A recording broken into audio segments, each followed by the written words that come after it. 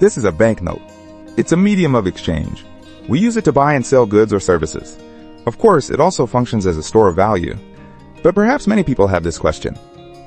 Even though everyone uses money, why is it that capitalists can use money to make it grow, while at the same time, the textile workers in England back then could barely eat, barely clothe themselves, and the harder they worked, the worse things got?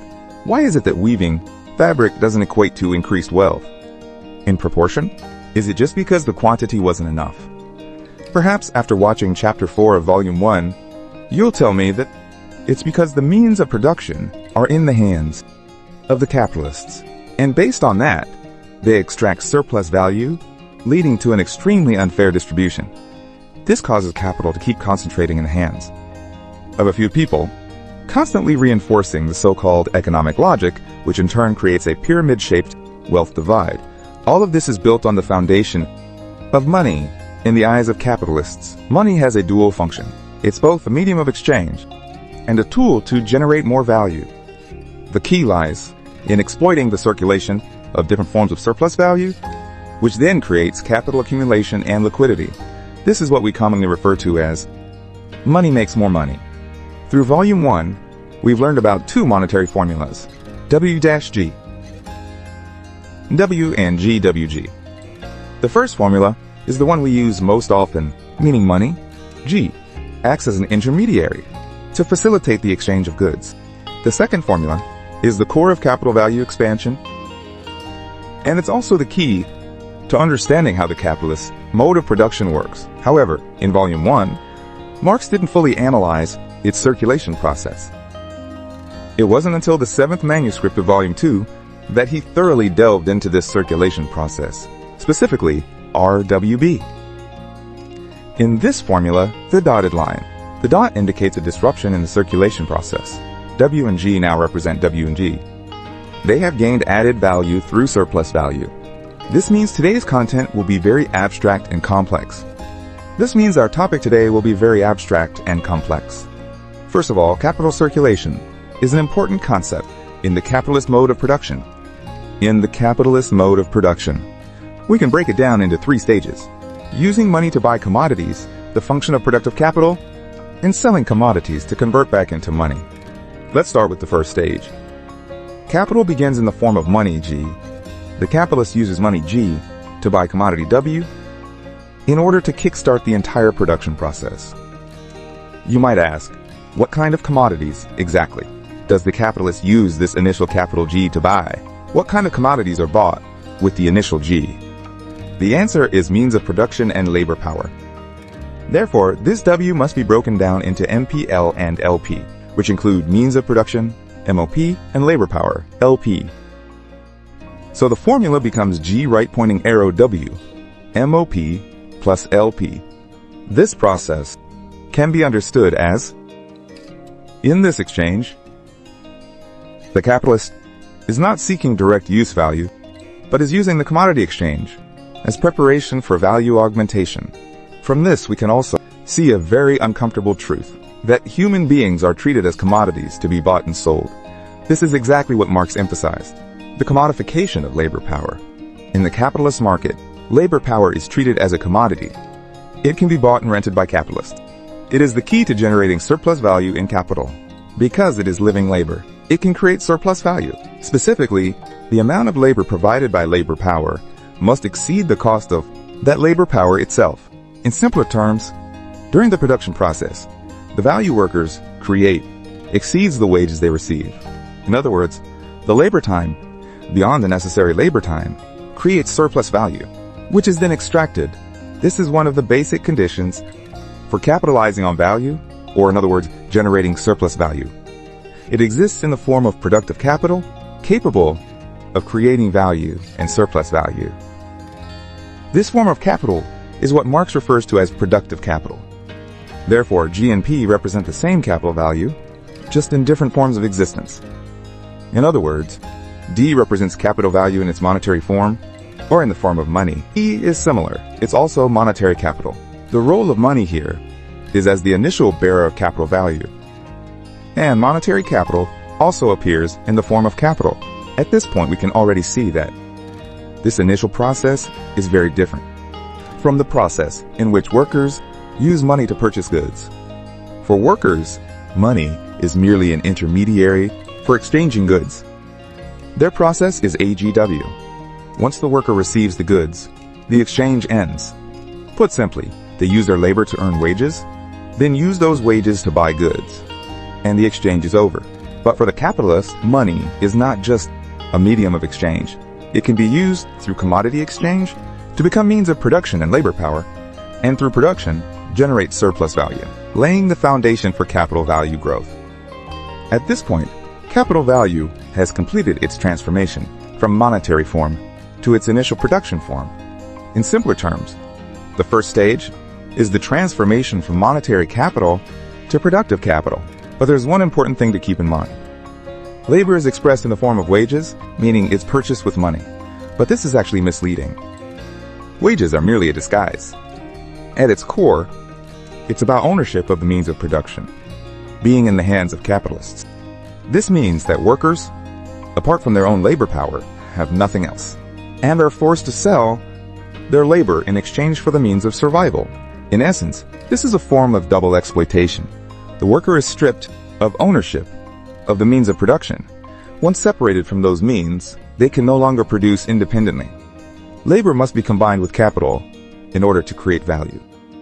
So they must rely on selling their labor power just to survive. So behind this seemingly equal transaction, a fair exchange, lies the capitalist's control regarding the labor of workers. It's based on the monopoly over the means of production. It is not the result of a transaction, but a prerequisite condition for a transaction to take place. This creates an inherent injustice in distribution because workers have no voice at all when facing the capitalist. Their relationship already has a massive gap from the very first step, entering the circulation cycle. On this basis, let's take a look at the second stage, the function of productive capital. To move from stage 1 to stage 2, you can try to think of it this way. Stage 1 is when monetary capital transforms into productive capital to lay the foundation for the circulation of productive capital. In stage 2, it's like getting a machine to run. You have to place the gears in the right positions before it can operate and rotate smoothly. So its formula is also the same as in stage 1, ending at P. That is, G right, pointing arrow, WP. The dotted line here indicates a disruption in the circulation of capital, but the overall cycle of capital continues. To put it simply, the means of production and labor power purchased by capital, when they haven't yet been combined to enter the production process and create goods of value beyond the initial investment, they don't enter the circulation realm. This is like buying a pile of fabric and machinery, but before turning them into finished clothing, the capitalist won't let them enter the commodity circulation domain. This process is known as moving from the realm of commodity circulation into the realm of production. Take note, it is precisely this process that deepens exploitation. Capital, through the production process, combines labor power and means of production and transforms them into commodities.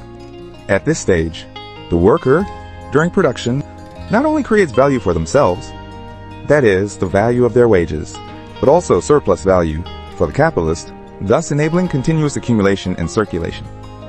In this stage, the capitalist not only allocates the value of these goods, but also appropriates that value in monetary form when the capitalist pays themselves. This action already implies the return of the money flow. That is, money can only flow back to the capitalist through the sale of commodities. But the prerequisite for this process is that the capitalist must be the one producing commodities. As for the worker, he can only rely on selling his labor power to sustain his life. Therefore, a worker's life requires constant consumption. This requires the capitalist to pay wages on a regular basis so workers can keep shopping, sustaining daily life, and repeatedly performing the same action. A to ZDWZ. To complete this cycle, the capitalist must constantly exist as capital, with monetary capital always acting as monetary capital, forming a direct contrast with wage laborers. Furthermore, for wage laborers, to complete this cycle of consumption and production, they must be provided with enough means of subsistence in the form of commodities they can buy. This is similar to many different capitalists, establishing circulation loops to buy and sell commodities in various sectors. Once this commodity circulation is established, it begins to grow at a rapid pace. The scale of commodity production keeps expanding, along with circulation, and capital accumulation also continues to rise.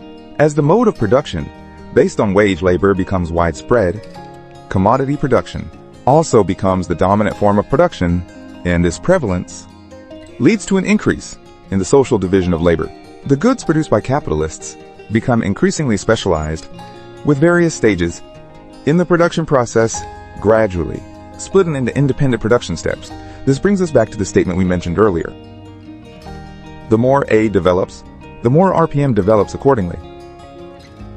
In this process, capitalists keep hitting the accelerator on their own accumulation of wealth, while workers are forced to keep producing over and over according to set rules, just to maintain the status quo. In the process, they become objectified, alienated, and may not even realize what power is binding and exploiting them was actually created and supplied by the worker to the capitalist. One day, someone suddenly realized the exploitative nature of this stage and discovered their own pause button, but when he pressed it, nothing happened.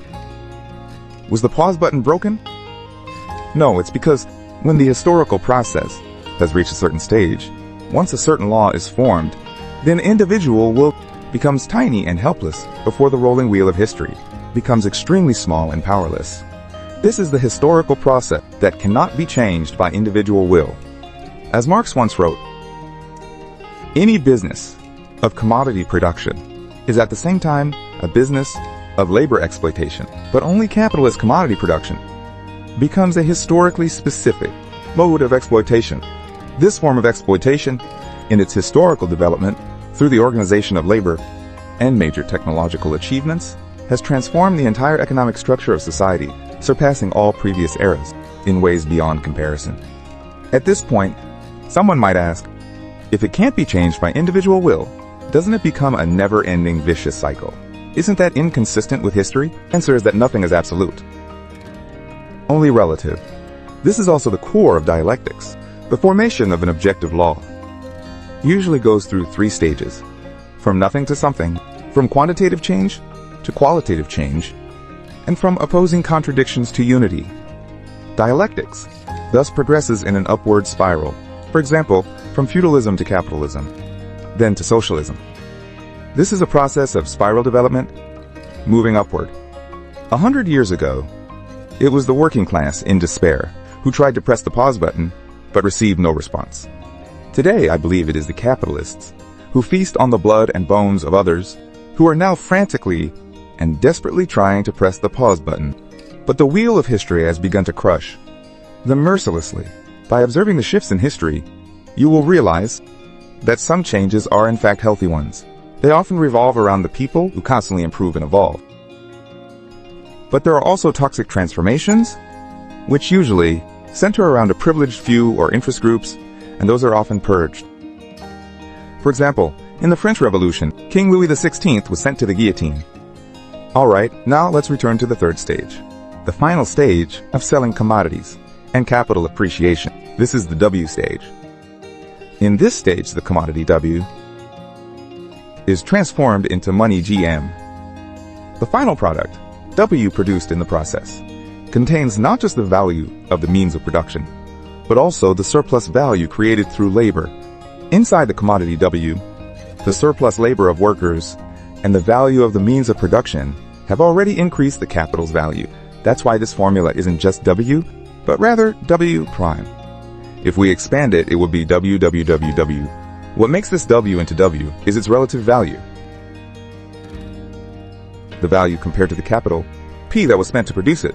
The value of this W equals the preserved value in the production process plus the surplus value created by productive capital. Its total value exceeds the original capital value. And that excess is the surplus value. The W here is essentially D, right, pointing arrow D prime. Through the sale of commodities, the capitalist turns the commodity W into money GB and thereby realizes capital appreciation. At this point, monetary capital, has surpassed its original investment. Now it contains surplus value as well. The key to this stage is that capital, through commodity exchange, releases surplus value from commodities and transforms it into money. It's at this stage that capital appreciation is truly realized. The capitalist sells goods to recover their initial investment, which you could casually call a return of capital, and obtains surplus value in the process. Therefore, the expanded formula of this stage must be W right pointing arrow, V right pointing arrow, V right pointing arrow G, right pointing arrow D, right pointing arrow D. Perhaps this still feels a bit abstract, so let's go back to our example of the shirt. For example, the cost to produce a shirt is 30 dong, including materials, workers' wages, and other expenses. But the capitalist, through market pricing, raises the selling price of the shirt to 80 dong. The extra 50 dong is the surplus value. It represents the value created by the worker beyond the amount of their wages and is owned by the capitalist.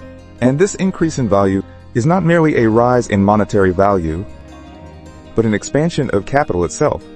In the circulation of monetary capital, W and G represent commodity capital and monetary capital, respectively. They are different forms of capital's value augmentation. The change in W and G is not merely a matter of numerical increase or decrease, but a cyclical relationship, a dynamic between capital value and surplus value. The capitalist, through production and selling, increases the value of the advanced capital. Pay close attention to this value. It's a shift in numbers that drives reproduction and capital proliferation. Simply put, using value G to promote the reproduction forms the self-expansion of capital. At this point, I think new viewers might wonder, why isn't this just normal business activity? The answer is, aside from ownership of the means of production, the key issue is still distribution. That is, actions surrounding surplus value. We discussed this in detail in episode 2. Personally, I think this is the most difficult part I've encountered in the first 2 volumes of Capital, because today, many people are confused about the 2 concepts, capital and industrial capitalism. So whenever they hear related terms, they instinctively associate them with exploitation, oppression, and so on. This creates a negative impact on honest, legitimate businesses, genuine enterprises. That's why, when discussing surplus value distribution, I often repeat myself. Please don't blame me for being long-winded. I believe this is something that must be done. Instead of just waving a flag and plainly telling people that it's exploitation, and nothing but exploitation. Resistance. Resist and only resist. If I do that, then I'd be just dumbing people down, using so-called empathy just to chase views. That's why every one of my episodes ends up being so long. For those who are more emotionally driven, watching this might be frustrating because it lacks what they would call emotional highs. Everything here is objective theory. Cold, non-ideological, without any emotional or subjective flavor. Alright then, let's get back to the main topic. Now that everyone clearly understands the separation of the 3 stages, let's combine them. The formula becomes GWPWG. You'll notice that the circulation of capital is made up of a series of interconnected transformations that depend on one another. These transformations, through shifts in form, create the different stages of the overall process. Among these stages, 2 belong to the circulation domain and 1 to production. In each stage, the form and function of capital constantly change. At the final stage of the process, capital returns to its original form, completing a full cycle. In the circulation stage, capital appears as money capital and commodity capital. In the production stage, it takes the form of productive capital. In the total circulation of capital, these 3 forms don't exist independently.